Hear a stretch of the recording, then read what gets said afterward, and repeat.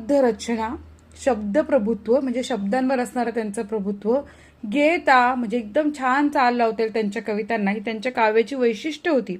त्यांच्या धारानृत्य, जिप्सी, छोरी, उत्सव, विदूषक, सलाम, गझल, भटके पक्षी, बोलगाणी हे कविता संग्रह, संत मीराबाई, संत कबीर आणि संत तुलसीदास यांच्या काव्याचे भावानुवाद, बोरकरांच्या कविता व संहिता ही महत्त्वपूर्ण संपादने.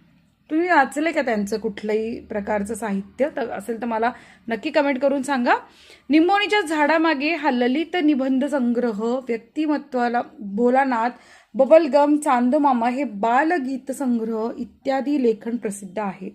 वात्रटिका हा संग्रह त्यांच्या वाङ्मयीन व्यक्तिमत्वाचा आणखीन एक पैलू दाखवणारा आहे. प्रस्तुत गीतात देशप्रेम आणि एकात्मता यांचा आविष्कार झालेला दिसतो. तर या काव्याला आपण सुरुवात